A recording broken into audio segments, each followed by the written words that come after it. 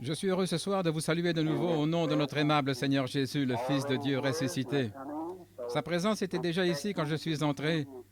Nous nous attendons donc à voir infiniment au-delà de tout ce que nous pourrions même faire ou penser ce soir. À ce que Dieu répande sur nous ses bénédictions et exalte Jésus-Christ au milieu de nous. Les 2 derniers soirs, je parlais. Dimanche soir, je pense que nous avons eu un service de guérison. Et lundi soir, j'ai prêché. J'avais commencé un sujet dimanche matin au tabernacle. Et j'ai pensé que pendant que nous attendions que l'auditoire augmente un peu, j'allais en quelque sorte exprimer ouvertement mes sentiments. Un de ces jours, si Dieu le veut et qu'il m'aide, j'aimerais vraiment avoir plusieurs campagnes ou juste entrer là et prêcher, ou enseigner l'Écriture, et faire des appels à l'autel, s'agenouiller à l'autel et prier pour les gens, comme nous, baptistes, à l'ancienne mode, le faisions autrefois. Je n'ai entendu que 2 baptistes dire Amen. Eh bien les autres, où êtes-vous ce soir? Quelqu'un disait, Frère Branham, étiez-vous baptiste? J'ai dit oui. Une fois je prêchais ici de l'Arkansas, un homme âgé avait été guéri. Il était nazaréen. Le lendemain, il portait ses béquilles sur le dos en parcourant la ville avec une pancarte dessus. Hier soir, Dieu m'en a débarrassé. Il était vraiment très handicapé. C'était à Little Rock. Ça faisait plusieurs années qu'il était comme ça, et tout le monde le connaissait parce qu'il se déplaçait et posait son chapeau par terre, rempli de crayons qu'il vendait. Et comme tout le monde le connaissait, la chose a vraiment déclenché, a vraiment produit beaucoup d'effets dans la ville. Quelques soirs plus tard, pendant que j'étais en train de prêcher, il s'est levé et il a dit, « Une petite minute, Frère Branham, est-ce que ça vous dérange si je vous demande quelque chose? » J'ai dit, « Non, monsieur. » Il a dit, « Eh bien, quand je vous ai entendu prêcher, j'ai su que vous étiez nazaréen. Et ensuite, j'ai vu que nous étions entourés de pentecôtistes et quelqu'un m'a dit que vous étiez pentecôtiste. Il y a un instant, je vous ai entendu dire que vous étiez baptiste. Je ne comprends pas. » J'ai dit, « Eh bien, c'est facile. Je suis un baptiste, nazaréen, pentecôtiste. » C'est ça. Nous sommes simplement, nous croyons. Oh, mes amis, je ne fais partie d'aucune dénomination d'église et pourtant je fais partie de chacune d'elles. Quand je me suis lancé, j'ai dit, Christ est ma tête. Cette Bible est mon livre. Et le monde est mon église. Alors, c'est comme ça que je veux être jusqu'à ma mort. Maintenant, dans un soir ou deux, nous essaierons de recommencer un service de guérison. Bien sûr, en voyant ces lits de camp et ces brancards ici, j'aimerais voir quelque chose. J'ai vraiment hâte que quelque chose se produise à Louisville, Kentucky. Parce que ceci, c'est l'État d'où je viens. Je n'ai jamais eu ce qu'on appelle une bonne réunion dans le Kentucky. Et je ne le dis pas dans un esprit critique. J'en ai eu des mauvaises dans pas mal d'endroits. Mais je veux dire qu'ici même, chez moi, c'est vraiment difficile. C'est très difficile de briser ça. Je ne sais pas pourquoi. Mais je pense que c'est parce que Jésus a dit, dans son propre pays, comment ce serait, et c'est probablement comme ça. Mais nous n'arrivons jamais à voir beaucoup de miracles extraordinaires. J'ai eu un service ici, il y a 1 an ou 2, à Jeffersonville. Mais il s'est trouvé que la femme dont il s'agissait venait d'ici, quelque part dans le Kentucky. Elle était devenue comme de la craie, ses membres, plutôt depuis la hanche, en descendant vers ses membres. Et elle n'avait pas marché depuis 17 ans. Beaucoup d'entre vous y étaient ce soir-là, et ils se souviennent du cas. Elle s'est levée d'un coup et elle est sortie du tabernacle en marchant normalement. Maintenant, j'aimerais que quelque chose démarre ici à Louisville, où je pourrais voir un réveil à l'ancienne mode se répandre à travers cette belle grande ville. C'est une ville comme toutes les autres, elle est tout aussi perverse. Vous savez que c'est la vérité.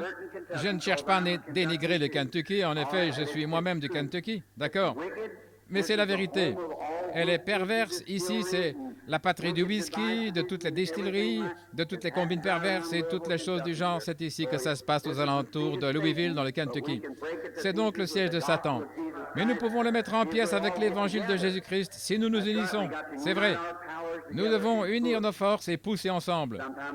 Il y a quelque temps, un évangéliste très célèbre dans le pays disait, en parlant des services ici, il disait, « Eh bien, voici ce qu'il y a. Quand je vais dans une ville, Tout ce qui se trouve dans la région doit parrainer mes réunions, sinon je n'y vais pas. C'est ça. Eh bien, pensez un peu. Je pense qu'il y a peut-être 60 ou 70 églises baptistes rien qu'à Louisville, voyez. Et que dire des méthodistes? C'est une ville méthodiste, en effet, Asbury se trouve ici. Qu'est-ce que cet homme aurait s'il venait dans cette ville? Rien qu'avec les méthodistes et les baptistes, sans compter les presbytériens et tous les autres. Maintenant, combien y a-t-il d'églises du plein évangile? 2 ou 3 petites missions quelque part. Juste des petites églises ici et là. Mais elles sont en guerre l'une avec l'autre. Alors, lorsque vous venez ici, vous devez vous appuyer sur la force de votre propre ministère. C'est vrai, comme un politicien. Cela dépend de la force de votre propre ministère qui attirera ceux que le Seigneur enverra. J'aime que ce soit ainsi. Frère, si ce n'est pas Jésus-Christ qui est mon appui et celui dont je dépends, alors je n'ai rien d'autre sur quoi m'appuyer. C'est vrai. Christ est le roc où je me tiens. Pour moi, tout le reste est sable mouvant. Je préférerais prêcher à 5 personnes dont je sais qu'elles ont été envoyées par Dieu pour entendre le message que de prêcher à 10 000 personnes qui ont été attirées par un moyen politique. C'est vrai.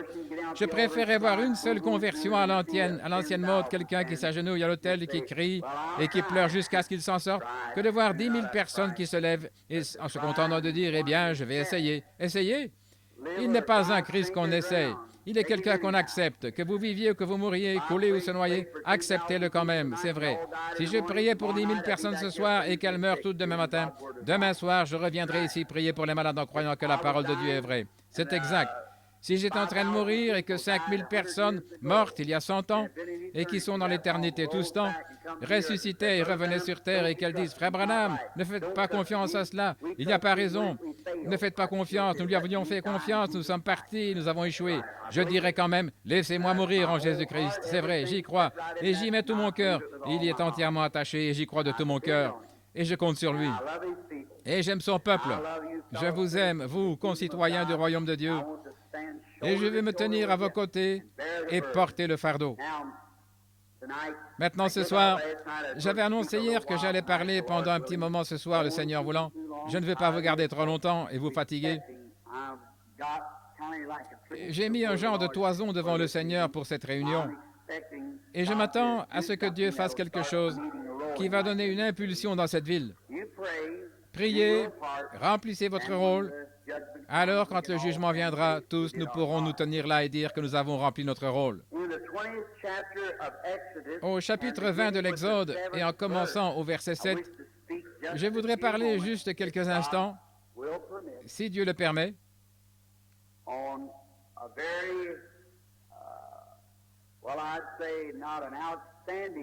pas sur un sujet extraordinaire, mais un bon sujet. Dimanche dernier, à l'école de dimanche au tabernacle à Jeffersonville, nous avons abordé le sujet de la rédemption par le sang. Et voici ce que j'essaie de faire, si vous voulez savoir. Beaucoup d'entre vous disent ne m'avoir jamais vu prêcher dans une campagne de guérison, mais je le fais dans un but. Je pense que si je pouvais amener les âmes à être brisées et à venir à l'autel, alors je trouverais grâce devant Dieu. Pour Louisville, c'est vrai. Une fois que les gens s'humilient vraiment devant Dieu et prient. Et puis il y en a beaucoup parmi vous, mes amis, qui prient, qui jeûnent, mais qui ont peur de prendre possession de l'objet de leur prière. C'est vrai. Eh bien, ça ne vous avancera à rien de jeûner et de prier, à moins que vous n'ayez des œuvres qui accompagnent. Vous aurez beau avoir toute la foi possible, ça ne vous avancera absolument rien, à moins que vous avancez de faire face à la chose et de vous en emparer, c'est tout. Vous devez aller de l'avant, vous devez faire le pas et le faire quoi qu'il arrive. Quand vous demandez quelque chose, allez le chercher. Dieu a dit que ça vous appartient, alors n'acceptez rien de moins. Allez chercher ce que vous avez demandé. Faites ça et voyez le résultat. Oui, ne reculez pas en disant, eh bien, je vais accepter ça, faute de mieux. Je vais prendre ce qu'il y a de mieux. Dieu m'a promis ce qu'il y a de mieux, c'est ce que je veux. Et pendant ces 23 ans où je l'ai servi, il m'a donné cette place. Et aussi longtemps que je le crois et que je l'aime et qu'il m'aime, ce sera exactement comme ça, parce qu'il est tenu d'exécuter sa parole. Tout ce que vous demanderez en priant, croyez que vous l'avez reçu et cela vous sera accordé. Pas vrai? Très bien. J'aime vous entendre dire Amen. Vous savez, Sœur Hoover, Amen, ça veut dire qu'il en soit ainsi pour moi. Et quand je me mets à parler et que je n'entends personne dire Amen, ça me rend perplexe. Il y a quelque temps, je prêchais dans une petite église. Oh, je n'ai pas beaucoup de bonnes manières à la chair, selon je suppose. la théologie d'aujourd'hui. Et donc je suis devenu, je suppose, un peu turbulent. Je pense que j'ai sauté sur la chaire comme ça et j'ai empoigné le micro et je suis resté assis là avec les pieds qui balançaient en prêchant de toutes mes forces. Je suis revenu à moi. Je ne savais pas ce que je faisais. Quelques minutes plus tard, j'étais de nouveau perdu et je me suis retrouvé au milieu de l'allée centrale en train de retrousser les jambes de mon pantalon. Je ne sais pas pourquoi, mais j'étais vraiment... J'aimerais rester comme ça quelque temps. Ça, c'est une chose que j'aimerais dire. J'étais quelque part où j'avais vraiment du plaisir. J'ai vécu ça pendant les quelques jours qui ont suivi. Un homme est venu à moi et il a dit, « Dites donc, comment pouvez-vous prêcher avec tous ces gens qui disent Amen ?» J'ai dit, « C'est ça qui me fait prêcher. » Oui, j'avais un vieux chien. Je chassais le raton laveur. Je dois avoir ici beaucoup d'amis de Kentucky qui aiment chasser le raton laveur. Et il forçait toutes sortes de bêtes à se réfugier dans un arbre et il les rapportait toutes, sauf la moufette. Il ne voulait rien avoir à faire avec ça. Alors il la poursuivait jusque sous un tas de broussailles et tout ce que j'avais à faire, je ne voulais pas aller le chercher là-dessous, c'est sûr. Alors tout ce que je faisais, c'était de soulever les broussailles, de le caresser et de dire « Vas-y, attrape-la, attrape-la ». Et il allait chercher la moufette. Eh bien, la pire moufette que je connaisse, c'est le diable. Et si vous voulez caresser un petit peu, vous n'avez qu'à crier « Amen » une fois de temps en temps. Nous le forcerons à se réfugier dans un arbre d'ici peu et nous l'attraperons. Vous savez, le vieux Buddy Robinson, beaucoup d'entre vous ont entendu parler de lui, n'est-ce pas, de l'Église nazaréenne. Il disait « Seigneur, donne-moi une colonne vertébrale comme une traverse de chemin de fer. Donne-moi beaucoup de connaissances au fond de mon âme et que je combatte le diable aussi longtemps que j'aurai encore une dent. Et après que je le morde avec les gencives jusqu'à ma mort. » Et je trouve que c'est bien, et c'est précisément ce qu'il a fait. C'est exactement ce qu'il a fait. D'un âge avancé, il a près de 100 ans, et il prêche encore l'Évangile. J'entends ces vétérans qui prêchent comme ça. L'autre jour, j'ai allumé la radio, et il y avait un vieux frère qui s'appelle Mardoché Ham, d'une centaine d'années. Il prêche encore l'Évangile. J'ai dit, « Oh Dieu, bénis-le, et qu'il ait des étoiles dans sa couronne quand il arrivera là-bas. » Frère Ham, je le connais à peine. Un de ces jours, je voudrais bien le rencontrer avant qu'il aille dans le pays de l'autre côté. Alors il pourra serrer la main de beaucoup de gens là-bas. Je sais que quand il arrivera là-bas, il y aura beaucoup de gens dont il pourra serrer la main parce qu'il a été un vétéran. Que le Seigneur vous bénisse. Et maintenant, avant d'aborder cette parole, demandons à l'auteur de descendre et nous la révéler. Notre bienveillant Père céleste, nous nous approchons de toi ce soir dans ce beau et magnifique nom de ton Fils Jésus. Confessant nos péchés, que nous ne sommes pas dignes de prononcer son saint nom. Toute la famille des cieux se nomme Jésus. Toute la famille sur la terre se nomme Jésus. Et en ce nom, tout genou fléchira et toute langue confessera qu'il soit pécheur ou saint.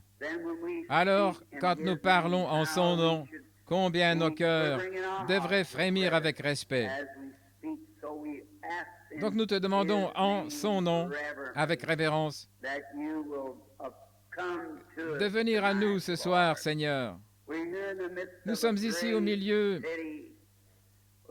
d'une grande ville remplie de toutes sortes de combines que Satan utilise pour lier les gens, comme leurs entreprises, les jeux d'argent, la prostitution, le whisky, les cigarettes.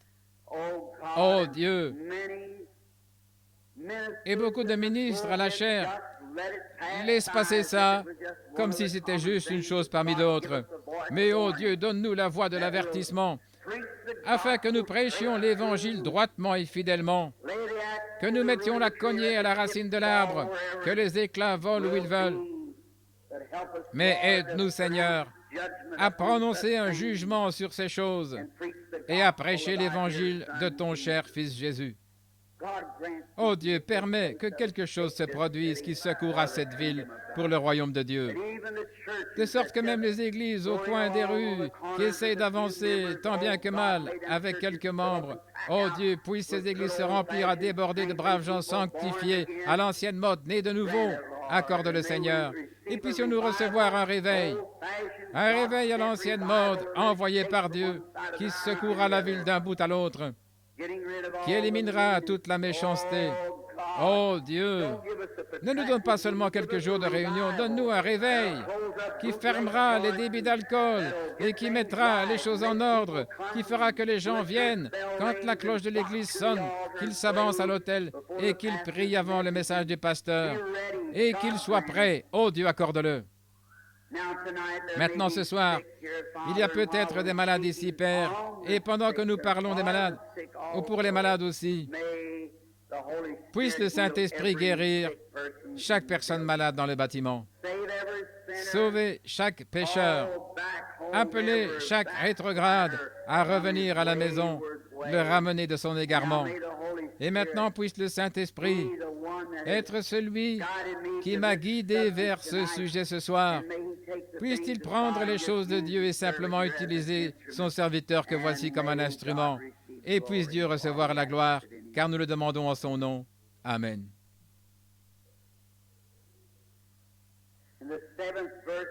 Au verset 7 du chapitre 20 des Nombres, nous lisons ceci.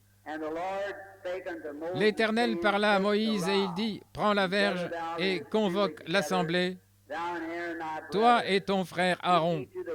Vous parlerez en leur présence au rocher, et il donnera ses eaux. » Je voudrais vous faire remarquer, ses eaux. Il donnera ses eaux. Tu feras sortir pour eux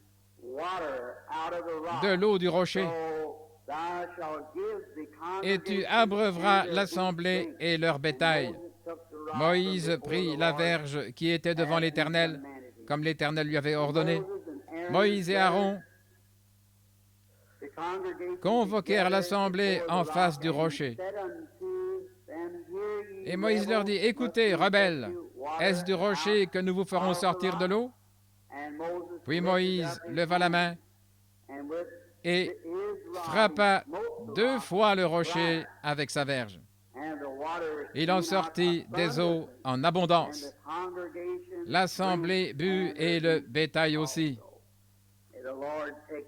Que le Seigneur prenne maintenant ces quelques paroles alors que nous reprenons notre sujet d'hier soir pour en venir à ceci, Dieu voulant. Et maintenant, je veux que tous les malades qui sont ici ce soir, Billy n'a pas distribué de cartes de prière aujourd'hui parce que je lui ai dit de ne pas le faire. J'ai dit, va là-bas, Billy, et dis-le à frère Corbel que je fais simplement, j'essaie quelque chose pour la gloire de Dieu. Je demande vraiment à Dieu de nous aider, de nous donner des âmes qui entreront dans le royaume et des croyants qui s'affermiront dans la foi et s'avanceront, même sans rien d'autre. Ils s'avanceront jusque-là et diront, « Oh Dieu, je te crois sur parole. » C'est ça. Voilà la manière initiale. La première manière est la meilleure. C'est vrai, prenez Dieu à sa parole. Et si vous ne pouvez pas faire ça, alors, bien sûr, Dieu envoie d'autres choses, comme des dons et des signes, pour confirmer sa parole, pour la confirmer à chaque croyant. Donc, dimanche, nous avons vu la rédemption par le sang. Nous prenons maintenant Israël pendant son voyage, alors qu'il sortait de l'Égypte, un type du monde, et qu'il faisait route vers la Palestine, le pays promis. Je trouve que c'est de toute beauté. J'aime vraiment ça. Pratiquement chaque semaine, je m'assieds pour lire ce livre de l'Exode d'un bout à l'autre, si je le peux, autant que possible. Je l'aime. Parce que c'est un type parfait de l'Église d'aujourd'hui, son état, et la manière dont Dieu agit, la manière dont il agit en ce temps-là, et ce qu'il a fait dans le domaine naturel en ce temps-là, c'est ce qu'il fait dans le domaine spirituel maintenant. Vous le croyez? Or là-bas, il a conduit Israël naturel dans un lieu qu'ils ont vu, regardé. Il les a fait sortir d'un certain pays pour les faire entrer dans un autre pays naturel. Maintenant, nous sommes en marche par le Saint-Esprit pour entrer dans le pays promis. Vous croyez que nous sommes en route vers le pays promis? Il y a plusieurs demeures dans la maison de mon Père. Si cela n'était pas ainsi, je vous l'aurais dit. J'irai vous préparer une place. Est-ce vrai? Alors nous avons un pays promis vers lequel nous nous dirigeons. Et chaque jour représente une borne kilométrique, un autre jour une autre borne. Et il y a une grosse ombre noire là devant nous, appelée la mort. Et chaque fois que notre cœur bat, nous faisons un pas de plus dans cette direction. Un de ces jours, il va battre pour la dernière fois et nous y entrerons. Je veux être là à mon heure, accomplir ma destinée, comme c'est le cas, je l'espère, pour chacun de vous ce soir. Quand je saurai qu'elle se trouve juste devant moi et que je dois l'affronter, je ne veux pas être un lâche. Je veux m'envelopper dans le manteau de sa justice et m'y engager en sachant ceci. Je suis sûr que je le connais dans la puissance de sa résurrection. C'est vrai. Afin que, quand il appellera à se relever d'entre les morts, je sois appelé avec ceux qui sont vivants. Dieu est le Dieu des vivants. Or, pendant leur voyage dans ce pays, nous avons vu que Dieu avait établi un plan pour eux. Il a apporté la rédemption par le sang. Puis nous avons vu qu'il apporte la rédemption aussi par la puissance. Nous avons vu, avant-hier soir, et qu'il avait fait appliquer le sang, ce qui était un très beau type du croyant qui, après avoir accepté la mort de Christ à sa place, devient alors un enfant de Dieu. Il entreprend son voyage. Maintenant, ce qu'il lui faut ensuite, après avoir été sauvé spirituellement, or la mort de l'agneau innocent apportait la vie aux croyants coupables. N'est-ce pas un type parfait de maintenant? La mort de l'innocent qui apporte la vie aux coupables. Et la mort du Christ innocent nous apporte la vie à nous, les coupables. Donc, premièrement, là, après que Dieu leur avait donné la vie grâce au sang et qu'il l'avait prouvé, puisque la mort était passée par-dessus, alors il leur a fait entreprendre leur voyage. Nous allons les rejoindre tout à l'heure. Maintenant, remarquez, alors la chose suivante que Dieu a faite, aussitôt qu'ils sont devenus des croyants et des enfants, et qu'ils ont accepté Dieu, l'ennemi de la mort physique s'est lancé à leur poursuite, et il les a coincés complètement. Le désert d'un côté, la mer Rouge de l'autre, les montagnes d'un autre côté, l'armée de Pharaon qui arrivait et qui les poursuivait, des millions de soldats qui marchaient sur eux pour les vaincre. Or, Dieu avait déjà manifesté qu'il leur avait donné la vie grâce à la mort de l'agneau. Maintenant, il va leur montrer la rédemption physique. Alléluia. Voyez-vous, à la fois pour le salut et pour la guérison, pour l'homme naturel et pour l'homme spirituel. L'ange de la mort est passé par-dessus, ce qui prouvait que Dieu avait fourni un moyen d'y échapper grâce à l'offrande du sang et qu'il l'avait accepté. Maintenant, il va fournir un moyen d'échapper à une mort physique. Comme pour le croyant, aussitôt qu'il reçoit le salut, peut-être qu'il est rongé par un cancer ou par une autre maladie, Dieu procure aussi la rédemption par la puissance. De même qu'il procure la rédemption pour l'âme, il procure aussi la rédemption pour le corps. Ils étaient sauvés et ils étaient circoncis. Ils étaient sous le sang. Mais pourtant, Pharaon, l'ennemi allait les détruire, les tuer tous, là dans le désert. Et alors Dieu a montré sa puissance de rédemption pour leur corps. Vous saisissez? Vous savez de quoi je parle? La rédemption par la puissance. Et alors, au moment où l'ennemi les avait presque rejoints, la glorieuse colonne de feu surnaturelle qui était au-dessus d'Israël s'est élevée et est venue se placer entre eux et la mort. Laissez pénétrer cela pendant quelques minutes. Pouvez-vous voir de quoi je parle? Maintenant, pour chaque croyant, chaque enfant de Dieu né de nouveau, quand la mort vient à la porte comme un voleur prématurément, l'ange de Dieu se place entre vous et la maladie. Bon, si vous voulez vous précipiter vers elle, ça vous regarde, mais vous n'êtes pas obligé de le faire, voyez. Il se place entre vous et la mort. Il y a 23 ans, à l'hôpital juif, le docteur Maurice Fletcher me donnait 3 heures. L'un des meilleurs chirurgiens que vous ayez dans cette ville. Il me donnait 3 heures à vivre. Je suis en vie ce soir. Alléluia. Pourquoi? Par la grâce imméritée, l'ange de Dieu s'est placé entre moi et la mort pour me protéger. Et je l'ai accepté. Et pour exprimer ma gratitude par la grâce de Dieu, j'ai gagné un demi-million d'âmes pour lui ce soir. Oh, comme Dieu sait bien faire les choses si nous suivons simplement. N'essayez pas de conduire Dieu, laissez Dieu vous conduire. C'est nous qui devons être conduits. Je pense que c'est pour cette raison que Dieu nous compare à des brebis. Avez-vous déjà vu une brebis égarée? Eh bien, c'est la créature la plus impuissante du monde. Elle ne peut pas trouver son chemin nulle part. Elle reste là à bêler jusqu'à ce que le loup la dévore ou qu'elle meure là. Elle ne peut pas retrouver son chemin. Et c'est comme ça, quand un homme est perdu, il est totalement impuissant. Vous ne pouvez absolument rien y changer. C'est Dieu qui, par le moyen de la grâce, doit vous conduire à Christ. Jésus a dit, nul ne peut venir à moi si le Père ne l'attire. Et tous ceux qui l'attirera et qui viendront, je leur donnerai la vie éternelle. Quelle promesse!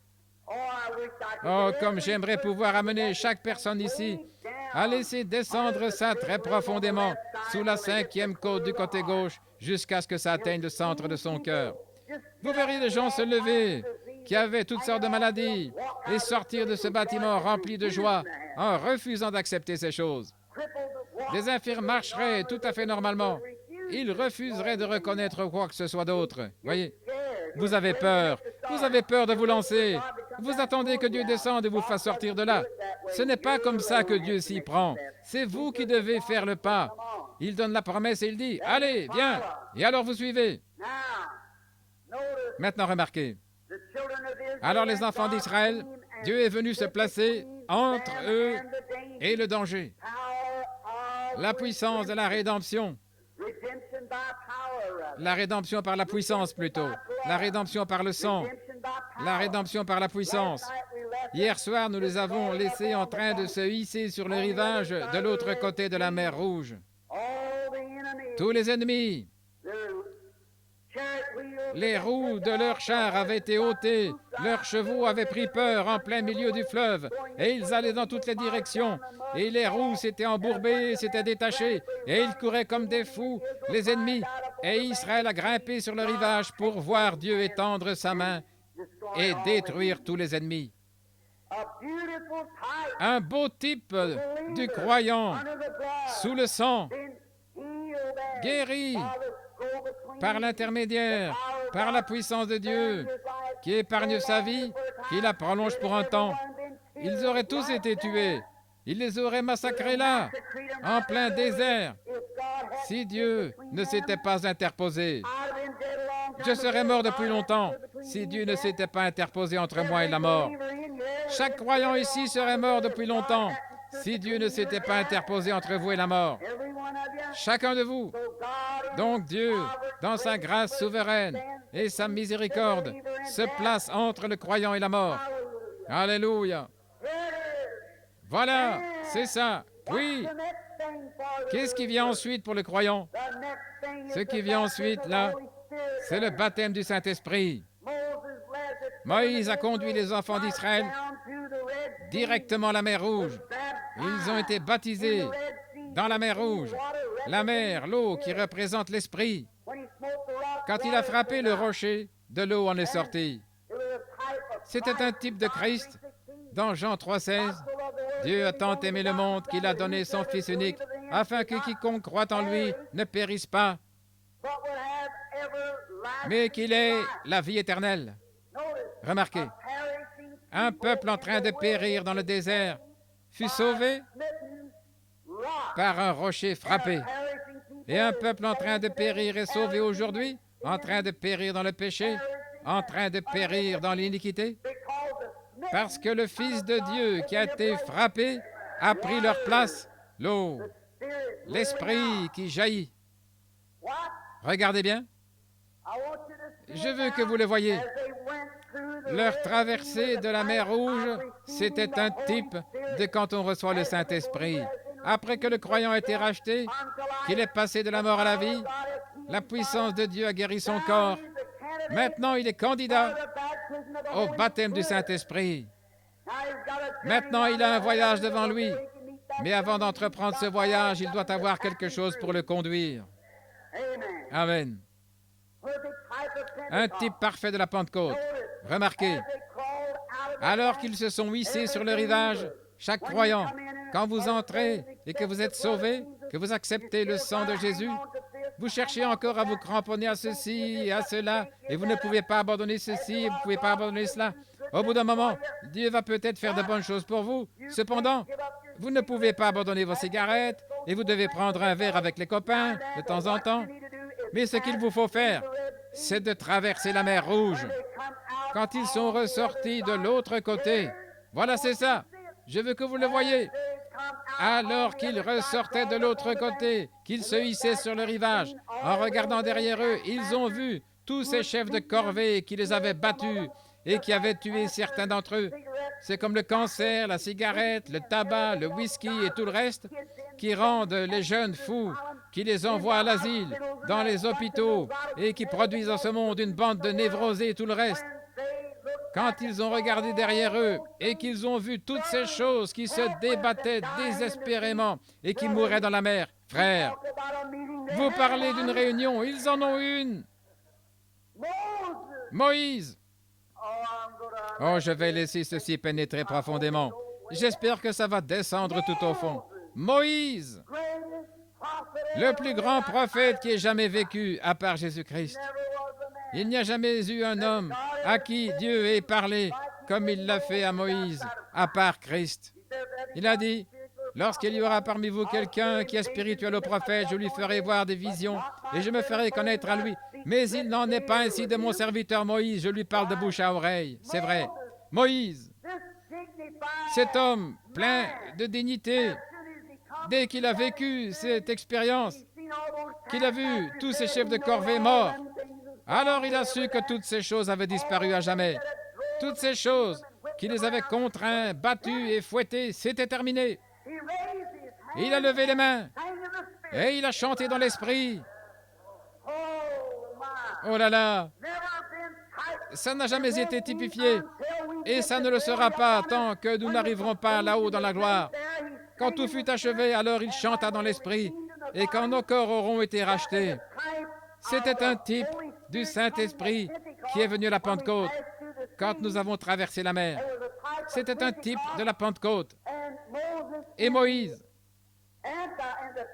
dans le type à ce moment-là, quand il a traversé, il a chanté dans l'Esprit. Celui-ci est venu le jour de la Pentecôte. Et quand le corps sera parfaitement racheté, maintenant notre âme est parfaitement rachetée, c'est vrai. Elle ne peut périr, elle a la vie éternelle. C'est ce que dit la Bible. Oh, je me sens bien. Remarquez pourquoi. Parce que je sais que c'est ainsi dit le Seigneur. J'ancre simplement mon âme là, je continue à marcher. Et je dis, Satan, siffle contre moi tant que tu voudras, ça ne me dérange pas, parce que je sais en qui j'ai cru. Et je suis persuadé qu'il a la puissance de garder mon dépôt jusqu'à ce jour-là. Amen. C'est ce qu'il nous faut ce soir. C'est un bon vieux réveil d'Alléluia à la Billy Sunday qui nous brise. C'est ça qu'il nous faut ici à Louisville, c'est vrai. Il nous faut un bon vieux réveil, pentecôtiste à l'ancienne mode, envoyé par Dieu. Oui, monsieur, remarquez. Alors, quand nos corps seront rachetés, alors nous avons la guérison divine maintenant, qui en est une ombre. De même que là, c'était une ombre de la Pentecôte. Regardez ce qu'ils ont fait au temps de l'ombre du salut. Regardez comment ils ont marché là devant Dieu. Ils éteignirent le feu et échappèrent au tranchant de l'épée. Toutes ces choses qu'ils ont faites, sortir des fournaises ardentes, remontèrent de la fosse au lion et tout le reste par l'ombre. Alléluia. Par l'ombre de la Pentecôte. Maintenant, nous avons une rédemption parfaite grâce au sang de Christ.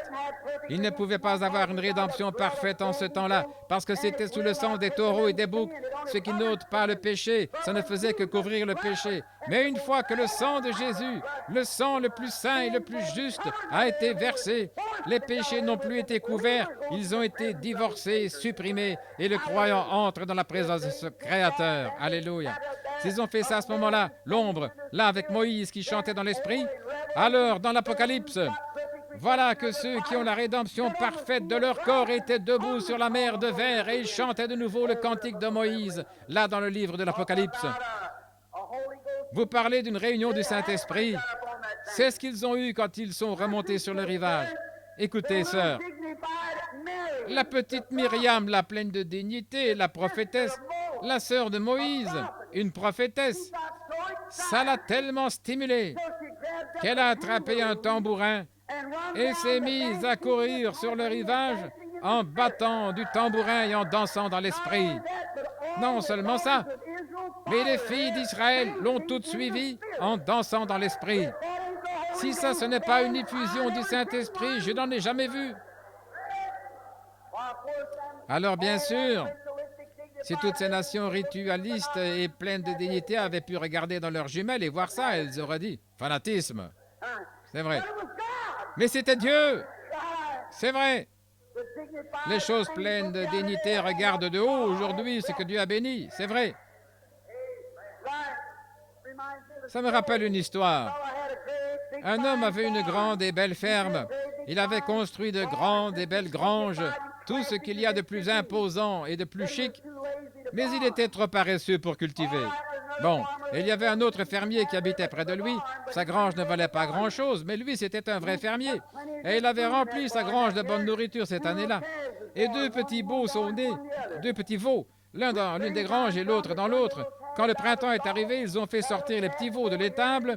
Le petit veau qui venait d'ici, il avait été vraiment bien nourri. Et quand le vent s'est mis à souffler, oh là là, les sabots en l'air, il est parti à fond de train, en s'ébrouant et en faisant des bonds, en ruant et s'en donnant à cœur joie.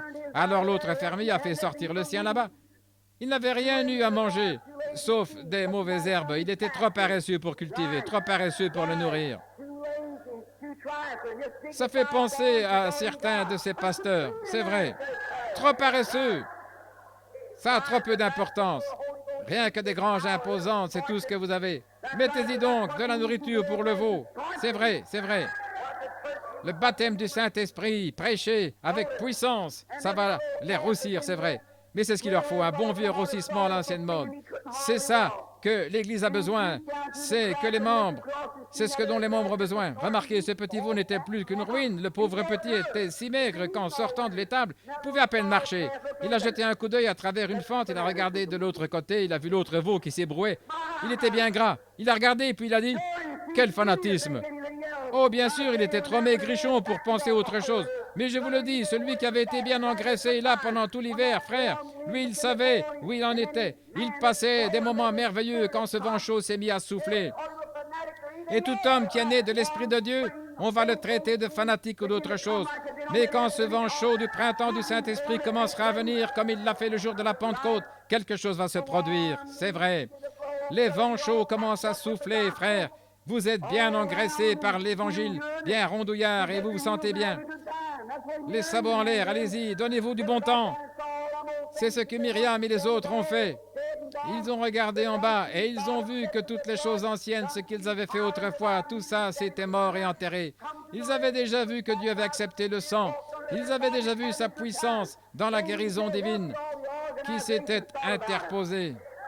Ils avaient traversé la mer Rouge et avaient été baptisés par l'Esprit. Quel beau type pour aujourd'hui. Il avait promis de pourvoir à tous leurs besoins.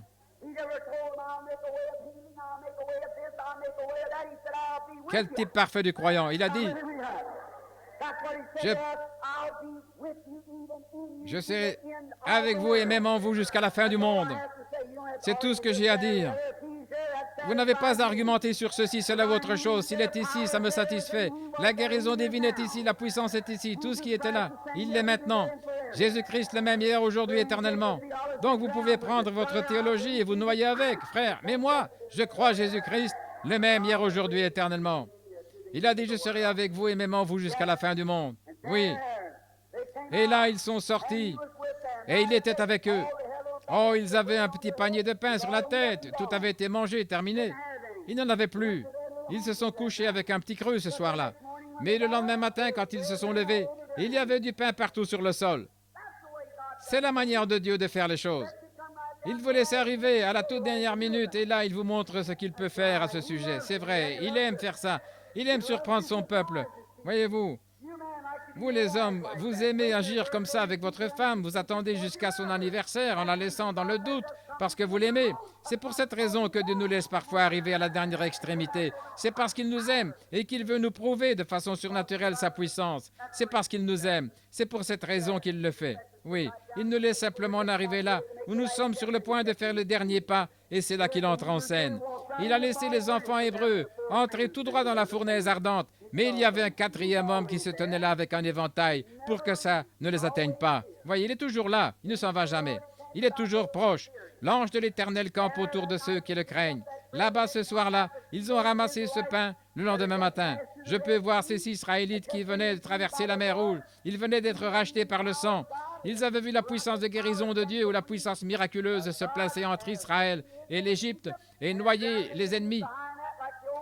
Comme le cancer est parti pour toujours, la cécité était partie, la surdité était partie, le diabète était parti. Tout a été noyé là-bas en arrière dans le sang de Jésus-Christ.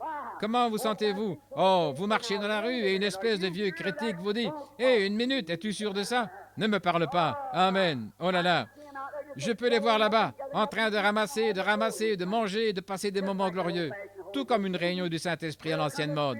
Voilà l'Esprit de Dieu qui descend sur l'un de ses saints. Il va lever le bras, recevoir la chose dans son cœur et dire « Gloire au Seigneur !» Juste une réunion à l'ancienne mode comme ça. Oui, monsieur, ils en recueillaient de part et d'autre. Ils passaient des moments merveilleux.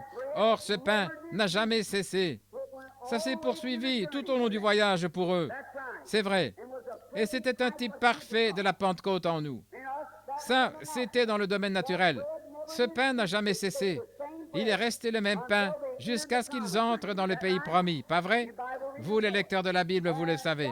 Et alors, l'Église a été inaugurée le jour de la Pentecôte quand les croyants étaient là-haut. Et il vint un bruit comme celui d'un vent impétueux, et il remplit la maison où ils étaient assis. Le même Saint-Esprit qui est descendu à ce moment-là descend maintenant. Ça se poursuivra tout au long, depuis ce temps-là jusqu'à la fin des temps. Ça se poursuivra jusqu'à la fin. C'est notre pain. Eux étaient nourris de pain naturel, nous sommes nourris de pain spirituel. Jésus a dit, je suis le pain de vie qui est descendu du ciel d'auprès de Dieu. Ils ont dit, nos pères ont mangé la manne dans le désert pendant 40 ans. Il a dit, ils sont tous morts. Oui. Mais celui qui mange ma chair et qui boit mon sang a la vie éternelle, et je le ressusciterai dans les derniers jours. Je suis le pain de vie qui est descendu du ciel d'auprès de Dieu. Si un homme mange de ce pain, il ne mourra jamais. Voilà, eux avaient le pain naturel, nous avons le pain spirituel. Oh, je n'échangerai cela pour rien au monde. Merveilleux. Oh, vous dites, frère Branham, nous savons tous que vous êtes un fanatique. Eh bien, moi aussi. Je suis un fou de Christ. Vous, de qui êtes-vous le fou? Vous êtes peut-être le fou du diable. Très bien. Alors, je préfère être un fou de Christ, pas vous? Très bien. Remarquez, voici un autre point à propos de cette manne. Quand ils ont commencé à y goûter, ils ont dit, c'est un goût de miel. Oui, c'était doux. Je peux voir ces vieux saints se lécher les babines et se régaler. C'était bon. Avez-vous déjà goûté ceci? Ceci aussi, c'est bon. Il est dit, goûtez et voyez, l'Éternel est bon. Cela a le goût du miel, du rocher. J'ai souvent fait cette remarque, bien des fois. David, autrefois, là, quand il en avait parlé dans son psaume, il avait dit, cela a le goût du miel, du rocher. David étant un berger, il avait un petit sac, il portait ça sur le côté et il y mettait toujours du miel. Les vieux bergers le font encore en Palestine. Et quand sa brebis était malade, alors tout de suite, il plongeait la main là-dedans et il en retirait un petit morceau de miel. Il prend ça et le frotte sur le rocher, sur un rocher de calcaire. Comme la brebis aime le miel, alors elle se met à lécher ce miel sur le rocher. Et il y a quelque chose dans le calcaire qui guérit la brebis malade. Et je vous le dis, nous avons un sac rempli de miel ici ce soir et nous allons appliquer ça sur le rocher, Jésus-Christ.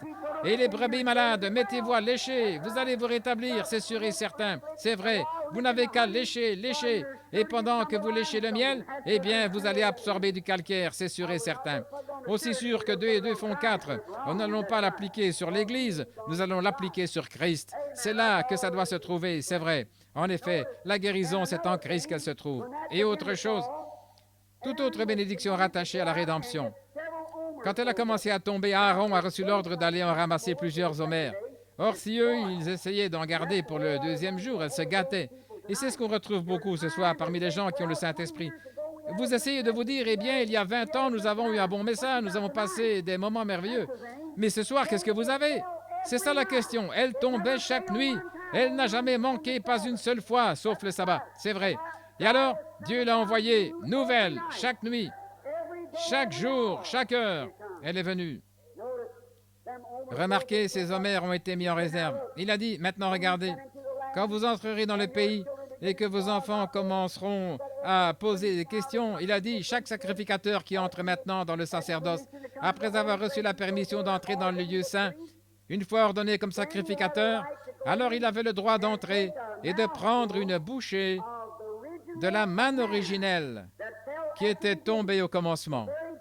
La toute première manne qui est tombée, ils l'ont ramassée et l'ont mise dans un homère et ils l'ont conservée et elle était réservée uniquement pour les sacrificateurs. Maintenant, vous me direz, Frère Branham, quel type y a-t-il de ça aujourd'hui? Eh bien, c'est nous qui sommes le sacerdoce. Vous êtes une sacrificature royale, une nation sainte, un peuple acquis, offrant à Dieu des sacrifices spirituels, les fruits de lèvres qui célèbrent son nom. Amen. Voilà, c'est ça. Bon, maintenant, le jour de la Pentecôte, au moment où le Saint-Esprit, notre manne, descendait. Donc, tous les sacrificateurs à cette époque-là, sous l'Ancien Testament, lorsqu'ils s'engageaient dans le sacerdoce, ils savaient qu'ils allaient recevoir une bouchée de la manne originelle. Pas quelque chose de fabriqué, quelque chose de fabrication humaine qui lui ressemblait, mais ils allaient recevoir une portion de la manne originelle. Eh bien, le jour de la Pentecôte, quand notre manne à nous a commencé à tomber, le Saint-Esprit est venu comme un vent impétueux. Il y avait là un groupe de gens pleins de dignité. Ils étaient 120 dans une chambre haute, portes fermées, fenêtres baissées. Ils étaient assis là, ils attendaient la promesse. Oui, bien sûr, ils avaient été avec Jésus. Ils connaissaient sa puissance et tout ça, mais ils attendaient la promesse. C'est ce que nous voulons ce soir. Si ce groupe de gens pouvait arriver à être d'un même accord comme ce soir-là, de nouveau, la même chose se produirait ce soir ici même, dans ce bâtiment à Louisville, dans le Kentucky. De nouveau, ce qui s'était produit le jour de la Pentecôte. C'est vrai. Oh, bien sûr, il y aurait le même genre de critiqueurs à Louisville que là-bas. Mais ils étaient tous dans le même lieu, d'un même accord. Et tout à coup, un prédicateur est venu. Il avait une lettre. Ils l'ont signée, ils ont reçu la main d'association, ils sont entrés dans la communion de l'Église. C'est peut-être comme ça que ça se passe aujourd'hui, mais pas dans ce temps-là. Ça, c'est à la manière des protestants. Le catholique, lui, il s'avance à l'autel, il fait sa première communion, il tire la langue, prend l'hostie et le prêtre boit le vin, et c'est ainsi. Mes frères, le jour de la Pentecôte, ils étaient d'un même accord, dans le même lieu, et tout à coup, il vint du ciel. L'homme n'eut rien à voir. Un bruit comme un vent impétueux. Il remplit toute la maison où ils étaient. La puissance de Dieu est descendue sur eux. Les voilà qui sortent dans la rue en se comportant comme une bande de fous, comme ils l'avaient fait là-bas après avoir traversé la mer Rouge, pas vrai? Ils poussaient des cris, ils étaient tout excités, ils titubaient, ils parlaient avec des lèvres balbutiantes. Quelle excitation à tel point que les gens d'église, pleins de dignité, ils se tenaient à distance et ils disaient « Ces gens sont ivres de vin nouveau. » Alléluia. De toute façon, vous allez me traiter d'exalté. Alors autant commencer maintenant. Bien, regardez. Ils étaient remplis de vin nouveau, c'est vrai. Du vin venu du ciel, d'auprès de Dieu. Avez-vous déjà vu un homme ivre? Il est tout simplement amoureux de tout le monde. Voyez-vous, ça lui est égal. C'est comme ça qu'est un homme quand il est ivre de l'esprit. La Bible dit, ne vous enivrez pas de boisson forte, c'est de la débauche. Soyez au contraire remplis de l'esprit.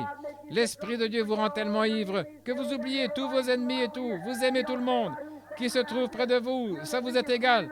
Vous êtes l'homme le plus fort du pays à ce moment-là. Peu m'importe que votre voisine assise près de vous fréquente une église froide, que le Saint-Esprit vienne sur vous une bonne fois. Voyez ce qui va se passer. Prenez une bonne cuite, vous verrez ce qui va se passer. Vous direz, « Sœur, je l'ai reçu. Toi aussi, c'est ce qu'il te faut. » C'est vrai, oui, monsieur. Il va se passer quelque chose. Ils étaient là, tous ivres de vin nouveau. Et écoutez, certaines de vous les sœurs ici, saviez-vous que la Sainte Vierge Marie était avec eux? Eh bien, il lui a fallu aller là-haut, la mère de Jésus-Christ. Il lui a fallu aller là-haut et faire partie de ce groupe de gens tellement ivres de l'esprit qu'elle titubait comme si elle s'était enivrée de whisky ou quelque chose comme ça. Et vous vous imaginez que vous irez au ciel parce que vous passez à l'église avec votre livre de chant sous le bras et que vous vous rendez là tous les dimanches matins, la cloche sonne, vous asseyez là et vous écoutez un peu et puis vous repartez. Vous n'irez jamais. Vous devrez suivre cette voie parce que c'est la seule voie que Dieu ait jamais tracée et qu'il n'y aura jamais. Vous y marcherez sans quoi vous ne serez pas là-bas. Je ne suis pas votre juge, mais je suis en train de prêcher l'Évangile. C'est l'exacte vérité. La Sainte Vierge y était et elle s'est conduite comme les autres. Elle était aussi ivre que les autres. Ces hommes et ces femmes, tous, ils étaient remplis de vin nouveau. Si Dieu a fait un seul changement à ce programme, indiquez-moi le passage de l'Écriture où il en est question. Il n'y en a pas, non monsieur.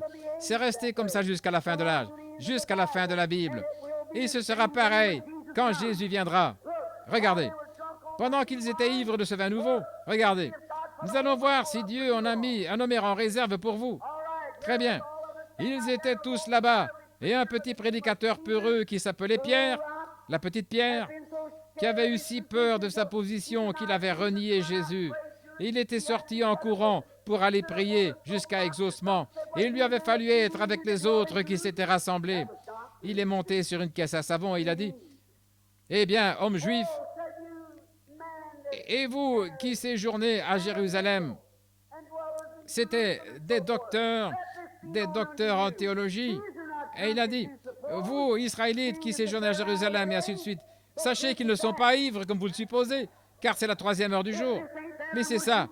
Si ceci n'est pas cela, je veux garder ceci jusqu'à ce que cela vienne. C'est un fait. » Il a dit, « C'est ici ce qui a été dit par le prophète Joël. Dans les derniers jours, dit Dieu, je répandrai mon esprit sur toute chair. Vos fils et vos filles prophétiseront, et sur mes servantes et sur mes esclaves, je répandrai de mon esprit, et elles prophétiseront.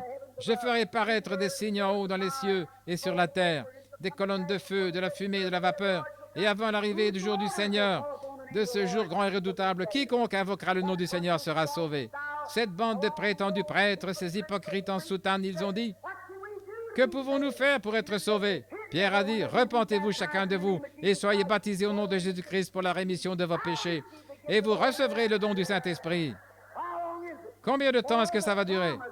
Car la promesse est pour vous, pour vos enfants, pour ceux qui sont au loin, en aussi grand nombre que le Seigneur notre Dieu les appellera. Alors tout homme qui se repent, qui est baptisé au nom de Jésus-Christ, et à qui Dieu donne le baptême du Saint-Esprit, il ne reçoit pas quelque chose qui ressemble à la première manne. Mais il ne reçoit pas qu'une bouchée de la première manne, mais il reçoit un cœur rempli du même Saint-Esprit. Vous allez peut-être dire un peu moins fort, là, je sais que je parle un peu fort à ce sujet, mais je ne peux vraiment pas m'en empêcher. Remarquez, je ne crie pas contre vous, peut-être que je fais résonner ça, mais si vous vous sentiez comme moi, vous aussi, vous élèveriez la voix. Remarquez, un cœur rempli de la manne originelle qui était tombé au commencement. Ce même Saint-Esprit qui était descendu à ce moment-là, descend maintenant. Et vers qui va-t-il aller? Vers vous, vers vos enfants, vers ceux qui sont au loin, à Louisville, dans le Kentucky, et en aussi grand nombre que le Seigneur notre Dieu les appellera. Ils recevront exactement la même chose que ce que nous avons ici. C'est ce qu'il a dit. Dieu l'a béni, il l'a prêché, le Saint-Esprit l'a apporté, je l'ai reçu, c'est réglé, amen, voilà, ça me suffit, je l'ai pris au mot. Il l'a accompli. Si vous voulez, vous pouvez l'avoir aussi. C'est vrai. Sortez donc de cet état de mort et réveillez-vous. Et ça va vous secouer comme ça et vous réveiller. Et tout à coup, vous regarderez autour de vous et tout vous semblera différent. Cet homme à qui vous ne vouliez pas parler, vous vous dépêcherez d'aller lui parler. Oui, monsieur, il vous faut le faire, voilà tout. Et toutes ces choses, rapporter ces outils pour les pneus et toutes ces choses que vous aviez prises à l'hôtel cette fois-là, cette serviette que vous aviez utilisée pour envelopper l'argenterie que vous aviez prise sur la table, vous vous dépêcherez de les rapporter. Certainement, oui, monsieur. Ça fera de vous une nouvelle créature en Jésus-Christ. Maintenant, regardez Marie. Oh là là, il faut se dépêcher. Nous avançons bien. Les voilà qui s'en vont maintenant dans le désert, après cette réunion à l'ancienne mode. Maintenant, ils sont en route. N'est-il pas étrange qu'ils aient été conduits directement au désert de Sin, directement au désert, directement à la source d'eau amère? Pouvez-vous imaginer Dieu qui emmène ses enfants, juste après qu'ils ont été sauvés et remplis du Saint-Esprit, à des sources d'eau amère? Bien sûr. Il désirait leur exprimer de nouveau son amour. C'est vrai. Ils sont arrivés là-bas. Vous savez, une fois que vous avez reçu le Saint-Esprit, vous rencontrez beaucoup d'obstacles. Nombreuses sont les afflictions du juste, mais Dieu le délivre de toutes. Dieu vous amène directement en face de ces choses pour pouvoir vous montrer sa puissance et sa bonté. C'est comme l'histoire que j'ai entendue du berger à Jérusalem qui avait cassé la patte de sa brebis. On lui a dit, « Oh, berger cruel, pourquoi as-tu cassé la patte de cette brebis ?» Et il a dit, « Eh bien, elle n'agissait pas comme si elle m'aimait. Alors j'ai décidé de lui casser la patte pour devoir lui donner une attention toute spéciale, et alors elle m'aimerait à partir de ce moment-là. Parfois, Dieu doit vous alité, atteint d'une maladie, et le médecin vous dit que vous allez mourir. Alors Dieu pourra vous donner un petit traitement spécial pour que vous l'aimiez un peu plus, c'est vrai. Certains par les eaux, certains par les flots, certains par de dures épreuves, mais tous par le sang. Jésus conduit son Église. Oh, quand ils étaient là et que les eaux étaient amères et qu'ils ne pouvaient pas boire, Dieu a pourvu d'un moyen. Un petit arbre qui se balançait là sur le bord que Moïse a simplement coupé et jeté dans l'eau et tout a changé. L'eau devint bonne et douce. Maintenant, quand vous vous retrouvez devant l'une de vos eaux amères ou quelque chose du genre, il y a un arbre ce soir, spirituellement parlé, suspendu au-dessus de Golgotha ou du monde, ce soir qui adoucira n'importe quelle eau amère vers laquelle vous pourriez être conduit, c'est vrai. Le calvaire adoucira n'importe quelle expérience. Souvent, nous nous retrouvons dans des situations difficiles et nous nous posons des questions. Il m'arrive alors de fermer les yeux et de penser là-bas à Golgotha, c'est là que mon Rédempteur a versé son sang et est mort pour ma vie. Alors mon épreuve semble bien petite, je la mets simplement de côté, je continue à marcher, cela l'adoucit. Cela adoucit toutes les expériences que j'ai eues. Il les adoucit toujours quand j'arrive à mes eaux de Mara. Maintenant nous sommes sur le point de les rejoindre là dans le désert. Après tous ces grands signes et prodiges, le réveil s'était calmé. Et alors dès que le réveil s'est calmé, eh bien, ils ont complètement oublié les miracles. N'est-ce pas un peu ce que font les gens aujourd'hui? Ils oublient ce que Dieu a fait l'année dernière, ce que Dieu a fait à la réunion là-bas, à l'école secondaire. Vous l'oubliez complètement, voyez. Ce que Dieu a fait, nous l'oublions, tout simplement. Maintenant, remarquez, et parce qu'ils se sont mis à se disputer, eh bien, en fait, moi, après tout, je suis méthodiste, notre Église est la plus grande. Moi, je suis baptiste, et je vais vous le dire tout de suite, nous croyons la sécurité éternelle, et nous l'avons. Vous autres, la doctrine, vous ne l'avez pas, après tout. C'est à ce moment-là que vous vous attirez des ennuis et que votre approvisionnement en eau est coupé. C'est vrai, c'est vrai. C'est à ce moment-là, dans le désert, quand il vit dans le désert, qu'il se met à murmurer et à se plaindre. Eh bien, je vais te dire une chose. Ce vieux pasteur, quand il était ici, ce vieux prédicateur qui prêchait cette religion l'autre fois, comme ça, je ne sais pas s'il avait raison ou pas. Je te le dis, il a rendu ma mère tellement furieuse un soir qu'elle est rentrée à la maison. Je te le dis, elle était vraiment remuée. C'est ce qu'il fallait, c'est vrai. Oh, je ne sais pas si oui ou non je vais continuer à écouter ça. C'est là que votre approvisionnement en eau est coupé, c'est vrai. Ça, c'est quand vous vous retrouvez dans le désert. Ils se sont mis à murmurer, ils disaient, « Notre âme est dégoûtée de ce pain misérable. » Après avoir quitté l'ail et les oignons de l'Égypte, ils mangeaient de la nourriture d'ange, et ils se plaignaient quand même. N'est-ce pas comme l'Église? Maintenant, j'en arrive aux gens de la sainteté, à vous ici, oui. À vous tous. Ils mangeaient de la nourriture d'ange. Et puis ils disaient, j'aimerais bien qu'on soit en Égypte pour avoir encore de l'ail.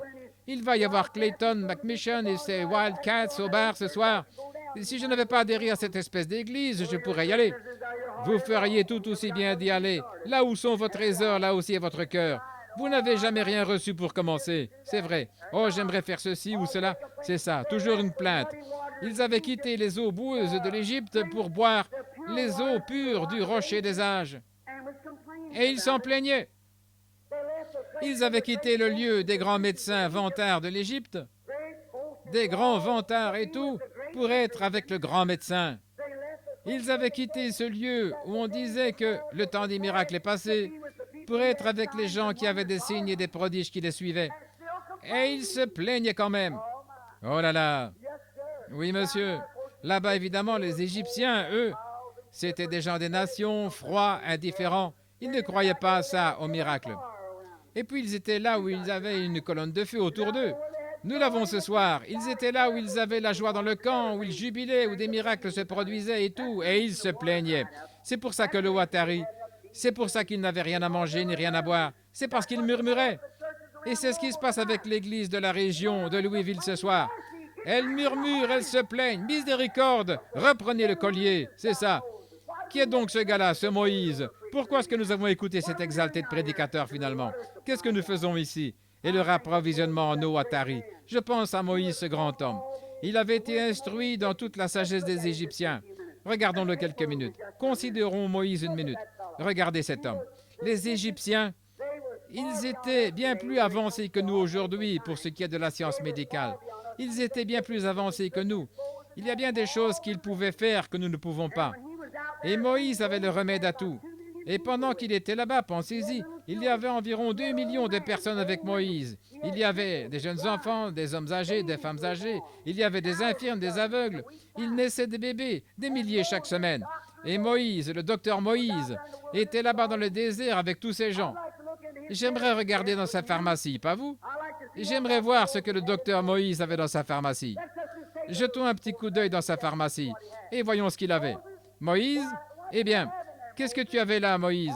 Eh bien, nous voyons que tout au long de ce voyage de 40 ans, il est né plus de 2 millions de bébés. C'est vrai. Qu'est-ce que tu as utilisé, Moïse? Qu'est-ce que tu as utilisé pour tous ces maux, ces douleurs, ces cancers, ces cas de cécité, de surdité, de mutisme? Mais on m'a dit que quand vous êtes sortis du désert, il n'y en avait pas un seul qui était faible parmi eux. Dites donc, certains médecins aimeraient bien regarder là-dedans, dans cette pharmacie-là, n'est-ce pas? Et une autre chose, Moïse, qu'est-ce que tu as aspergé sur ces gens pour que même leurs vêtements ne s'usent pas? Leurs souliers ne se sont jamais usés après avoir marché sur ces pierres. Si vous avez déjà été là-bas, vous savez à quoi ressemble le désert. On ose une paire de souliers en 3 jours. Et en 40 ans, ils n'ont même pas usé un petit bout de cuir. Moïse, qu'est-ce qu'il y avait dans ta pharmacie? Regardons dedans. Je le vois, j'ai une prescription. Je suis l'Éternel qui te guérit. C'est réglé. Amen. Oh, Moïse, mon père vient de tomber, il s'est cassé la jambe. Qu'est-ce que tu as pour lui? Je vais regarder ça. Si tu obéis à ma voix, si tu fais tout ce que je t'ordonne, je ne te frapperai d'aucune des maladies dont j'ai frappé des Égyptiens, car je suis l'Éternel qui te guérit. Dis-lui ça, il s'est rétabli. Amen, c'est ça. Oh oui, il est gravement malade. Mon bébé a des coliques, une pneumonie, et c'est très grave. Docteur Moïse, qu'est-ce que je peux faire? Je vais voir ce que j'ai. Je suis l'Éternel qui te guérit. C'est réglé. Amen. Ils repartaient, c'est ça. Ils poursuivaient leur chemin. Dans la joie, c'est tout ce qu'il leur fallait. Je suis l'Éternel qui te guérit. Il y a 600 et quelques promesses bien claires concernant la guérison divine, rien que dans le Nouveau Testament. Et pourtant, nous mettons Dieu en doute ce soir. Que va signifier le jugement pour nous? Je suis l'Éternel qui te guérit. Oui, monsieur. C'est ce que Moïse avait. Ce que le docteur Moïse avait dans sa sphère, dans sa pharmacie, c'était ceci. Je suis l'Éternel qui te guérit. Donc, il a guéri toutes les maladies et les a parfaitement gardées. Il leur a fait traverser le désert, il les a fait entrer dans le pays promis. Oh là là! Ils avaient quitté tous les grands médecins vantards de là-bas pour être avec le grand médecin. Ils avaient quitté cette bande de gens qui étaient froids, formalistes et indifférents, qui disaient que les miracles n'existent pas, et ici une colonne de feu se tenait au-dessus d'eux, et des gens étaient guéris. Tout ce dont ils avaient besoin, tout leur était fourni directement, et pourtant ils se plaignaient quand ils ont manqué d'eau. Mais alors, dans la grâce souveraine de Dieu, malgré tout, comme vous ici à Louisville ce soir, au milieu de tous ces cris, les jours des miracles sont passés. L'association des médecins essaye de stopper la guérison divine partout dans le pays. Vous ne la stopperez jamais. Autant vous arrêter tout de suite. Vous ne pouvez pas plus la stopper que vous ne pouvez stopper le soleil, c'est vrai. Il y a quelques années au début, quand j'ai commencé à prêcher la guérison divine à Jeffersonville, on n'en connaissait presque plus rien. Depuis bien des années, ça a été difficile. Mes frères, ce soir, il y en a des millions partout qui font entendre leur voix. Essayez de stopper ça, impossible. Moi, l'Éternel, je l'ai planté, je l'arroserai jour et nuit, de peur qu'on ne la ravise de ma main. Il n'y a pas longtemps, je regardais des petits moineaux sur la statue de la Liberté. Ils gisaient là. Ces petites créatures gisaient là, un peu partout, sous la lumière. Et j'ai dit, qu'est-ce qui a fait ça? En m'adressant au guide, il a dit, ils se sont fracassés la tête hier soir pendant l'orage. Ils sont venus dans la lumière et celle-ci les aurait conduits en lieu sûr. Mais ils ont cherché à éteindre la lumière. Ils se sont fracassés la tête en cherchant à éteindre la lumière. J'ai dit, gloire à Dieu. Ils ont dû penser que j'étais fou. J'ai dit, ça me rappelle certaines personnes qui cherchent à éteindre la guérison divine et la puissance de la résurrection de Jésus-Christ. Vous allez vous fracasser la tête, vous n'y arriverez jamais. Acceptez-la tout simplement et envolez-vous en elle vers un lieu sûr. Amen. Parle au rocher, Moïse. C'est ce que Dieu a dit à Moïse. Et il donnera son eau, il donnera son eau. Il n'y a pas longtemps, dans un certain musée, je regardais une image de ce rocher qui avait été frappé.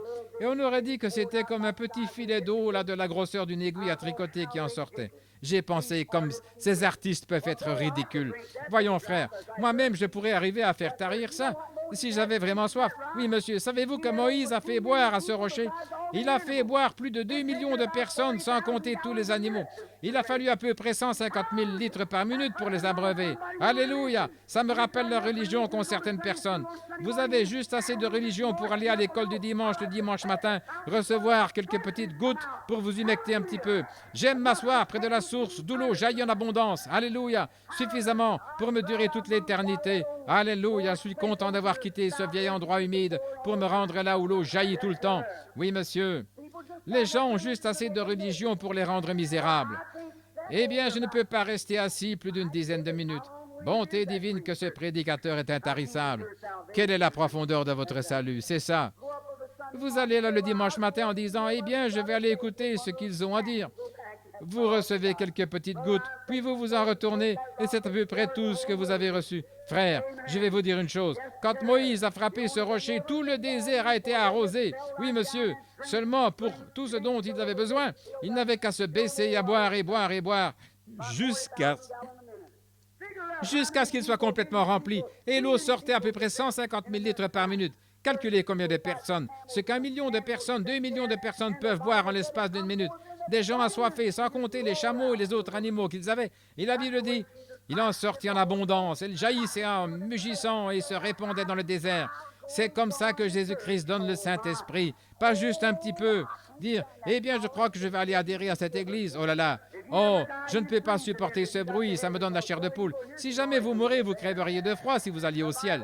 Parce que, frère, vous allez en entendre du bruit quand vous arriverez là-bas. La Bible dit qu'il crie Alléluia jour et nuit, tout le jour, puisqu'il n'y a pas de nuit. C'est vrai. Vous allez certainement mourir quand vous arriverez au ciel. Le second jour là-haut. Oui, monsieur. Eh bien, tout ce que vous avez fait, c'est que vous êtes allé vous humecter un petit peu, c'est tout. Pourquoi ne pas vous asseoir près de ces sources jaillissantes et la laisser couler jusqu'à ce qu'elle vous emporte, alléluia, en son sein, jusqu'à ce que vous ne vous possédiez plus et que vous ne sachiez plus où vous vous trouvez. Voilà l'état que vous voulez atteindre. Dans le temps, je disais à mon oncle et à mon papa, « Oh, moi, je sais nager dans le petit étang qu'il y avait là sur Utica Pike. » Un jour, papa est allé s'asseoir sur le caniveau. Il a dit, je veux te voir nager. Le petit étang avait à peu près cette profondeur. J'étais debout sur une caisse à savon. Je me suis déshabillé, je suis monté en me pinçant le nez. Et puis j'ai fait quelques petits sauts là sur la caisse à savon. Je me suis lancé. La boue a giclé à droite et à gauche. Et je me suis mis à barboter.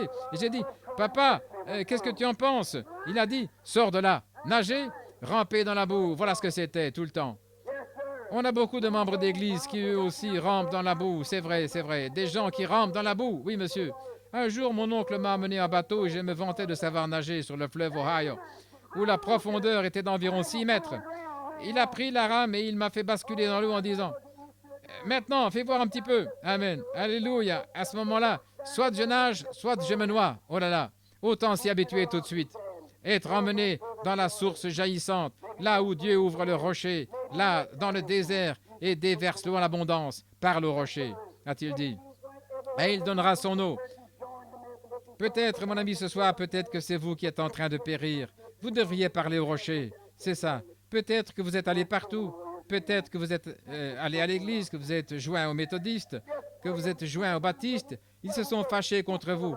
Alors vous êtes allé chez les presbytériens, et puis encore chez les pentecôtistes, chez les nazaréens, chez les pèlerins de la sainteté, et vous ne comprenez toujours pas ces choses. Parlez simplement au rocher ce soir. Est-ce que vous êtes en bon terme avec lui? Oui, il a dit parle au rocher et il donnera son eau. Il donnera son eau. Vous n'avez plus besoin de le frapper. Vous n'avez qu'à lui parler. Vous n'avez qu'à lui parler d'une façon amicale. Peut-être que vous êtes allé chez le médecin, peut-être que vous avez fait tout ce que vous avez pu pour essayer de vous rétablir, peut-être que vous avez fait pratiquement tout ce qui était en votre pouvoir, mais vous n'arrivez pas à vous rétablir. Tous les docteurs que vous connaissez, et il a dit, oh, on ne peut rien faire pour vous. Pourquoi ne pas parler au rocher ce soir? Il a les eaux de la vie là pour vous. Il vous donnera la vie en abondance.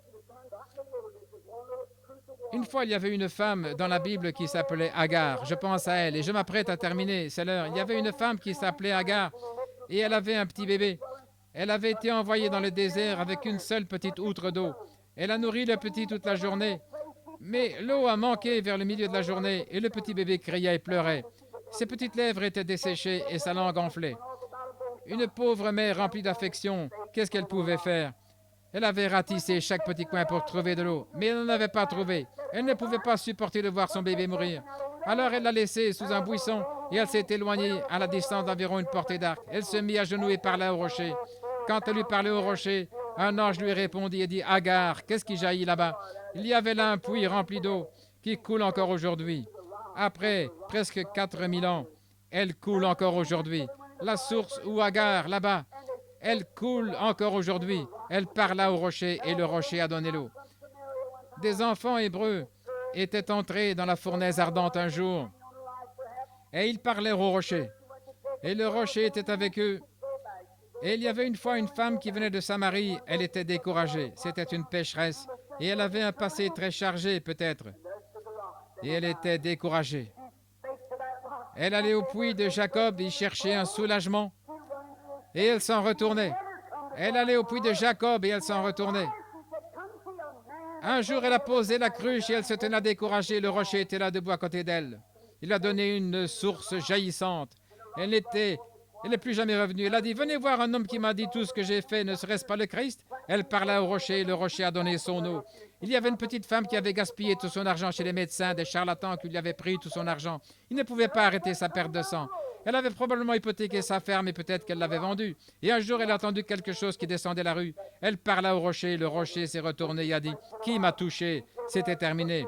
Quand elle lui parlait au rocher, il lui a donné une source de vie jaillissante qui a arrêté la perte de sang. Le sang a été étanché rapidement. Un jour, près de la muraille, il y avait un vieux mendiant aveugle qui grelottait de froid. Il n'avait plus rien. Et il était là, il était misérable. Et les gens passaient à côté de lui. Il a entendu quelque chose qui venait. Il a dit, qu'est-ce que c'est? Il parla au rocher. Bien que les membres de son église autour de lui essayaient de l'arrêter en lui disant, c'est peine perdue, tu ne peux pas recevoir ça. Reste à l'écart, tais-toi. Mais il a crié encore plus fort. Fils de David, aie pitié de moi, aie pitié de moi. Il parla au rocher, le rocher lui a donné une source jaillissante et ses yeux se sont ouverts. Ce même rocher qui était dans le désert est ici aujourd'hui. Il fait que les gens se réjouissent. Un jour, tout Jérusalem était sorti pour voir un guérisseur divin, un exalté qui entrait dans la ville avec quelques personnes qui étaient là, qui criaient de toute leur force. Hosanna! Hosanna à celui qui vient au nom du Seigneur. Ces prétendus membres de l'Église étaient là en soutane avec leur doctorat en théologie. Ils disaient, qu'ils se taisent donc. Oh, il me donne des frissons dans le dos et tout. Faites-les taire. Il a dit, s'ils se taisent, les pierres crieront. Pourquoi ça? La pierre même qui s'était détachée de la montagne sans le secours d'aucune main arrivée, roulait dans Jérusalem. Les petites pierres y buvaient. Parle au rocher et il donnera son eau. Si vous avez besoin du salut ce soir, parlez au rocher, il donnera son eau. Si vous êtes rétrograde ce soir, parlez au rocher, il donnera son eau. Si vous êtes rétrograde, parlez au rocher. Si vous êtes ici ce soir sans Christ, vous avez essayé de trouver le salut dans toutes les églises de la ville, parlez au rocher, il donnera son eau. Vous le croyez? Si vous êtes rétrograde, que vous êtes éloigné de Dieu et que vous pensez qu'il n'y a plus aucun espoir pour vous, parler au rocher, il donnera son eau. Le croyez-vous de tout votre cœur? Croyez-vous que Dieu l'accordera? De tout votre cœur, vous le croyez? Alléluia, il est ici ce soir. Si vous êtes malade et que vous avez tout essayé, vous avez essayé dans la ligne de prière et vous n'arrivez pas à aller dans la ligne de prière. Vous avez eu des cartes de prière et vous n'avez pas été pris, vous êtes allé à une réunion, vous êtes allé à une autre réunion, vous avez été oint par le pasteur, vous avez passé dans la ligne de prière, vous êtes allé partout ailleurs et vous ne pouvez pas être guéri. Pourquoi ne pas parler au rocher maintenant? Il donnera son eau, c'est vrai. Pourquoi ne pas faire une fois un essai avec lui? Soyez en bon terme avec lui maintenant même, pendant qu'il est dans le bâtiment. Sa présence est ici maintenant en ce moment, pour guérir chacun de vous, je le crois. Je le sais de tout mon cœur, je le crois. Il y a des choses que je ne sais pas, mais il y a des choses que je sais effectivement, et je sais que Jésus-Christ, le Fils de Dieu vivant, est ici même. Maintenant même, pendant que dans mon cœur, j'essaye de faire un appel à l'autel, les visions apparaissent partout dans le bâtiment. Maintenant même. Oh, c'est vrai. Les pouvoirs de Dieu sont ici même. C'est vrai. Je le vois agir ici même. C'est ce qui fait que je commence à passer d'une dimension dans une autre en ce moment. C'est parce qu'il y a des malades ici, et ce sont vos prières qui produisent ça, pour confirmer la parole de Dieu, qui déclare qu'il est le même pour qu'on lui parle ce soir, le même rocher qui, là-bas, connaissait leurs pensées. Il a vu où était la femme qui avait la paire de sang et tout. Il est ici maintenant. Si vous lui parlez, il donnera son eau. Le croyez-vous de tout votre cœur? Qu'en pensez-vous, madame, juste là au centre? Oh, vous n'avez pas de carte de prière, n'est-ce pas? La dame avec le truc blanc là autour du cou, assise là. Vous avez le diabète, n'est-ce pas? Vous n'avez pas de carte de prière, n'est-ce pas? Vous n'avez pas besoin de carte de prière, le croyez-vous? Vous pensez que vous pouvez parler au rocher? Voulez-vous lui parler au sujet de votre diabète maintenant même? Alors levez-vous. Dites simplement, j'accepte maintenant Jésus-Christ comme mon guérisseur et Dieu vous ramènera chez vous. Parlez au rocher, que Dieu vous bénisse. Très bien. Allez, soyez rétablis. Qu'en pensez-vous, madame assise à côté d'elle? Vous avez des varices aux jambes, n'est-ce pas? C'est exact. Levez-vous. N'est-ce pas votre mari qui est assis là à côté de vous? Est-ce exact? Vous avez aussi le diabète, n'est-ce pas? Est-ce exact? Posez votre main sur votre épouse. Très bien. Vous venez tous les deux de l'Illinois, c'est exact, n'est-ce pas? Maintenant, retournez dans l'Illinois. En parlant au rocher, ça partira et ne reviendra plus jamais. Alléluia, je sais une chose, c'est que le rocher est ici, le rocher des âges, qui a été frappé dans le désert. C'est vrai. Qu'en pensez-vous, la petite dame là, avec ses fleurs sur votre chapeau, assise là avec de l'arthrite, essayant d'en venir à bout? Vous, qui vous êtes retourné et qui avez regardé de l'autre côté, croyez-vous de tout votre cœur que Dieu va vous guérir?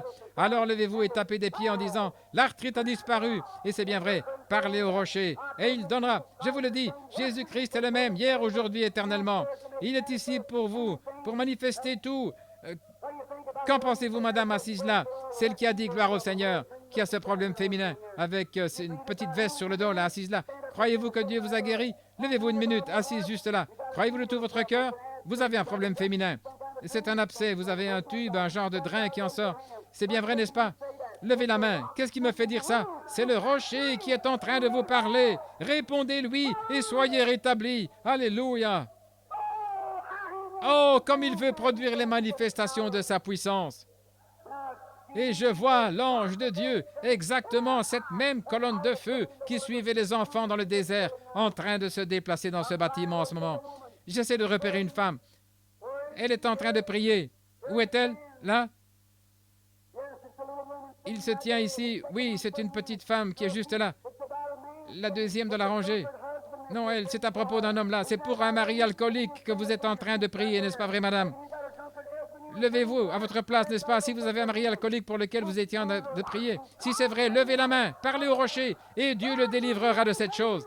Dieu fera n'importe quoi ici, si seulement vous faites ça. Le croyez-vous? Est-ce que vous êtes en bon terme avec lui? Si oui, levez-vous maintenant et parlez au rocher, et le rocher donnera son eau. Voulez-vous vous lever? Qui veut le recevoir pour son salut? Levez la main et dites, je veux qu'il vienne dans mon cœur. Que Dieu vous bénisse, que Dieu vous bénisse, que Dieu vous bénisse, et vous et vous. Oh là là, oui monsieur, ce cancer vient de partir, mon frère. Il a disparu. Vous pouvez rentrer chez vous et être en bonne santé maintenant. Alléluia, c'est vrai. Tous ceux qui veulent être guéris, levez la main et dites, Seigneur, je suis en train de te parler. Je suis en train de te parler. C'est ça.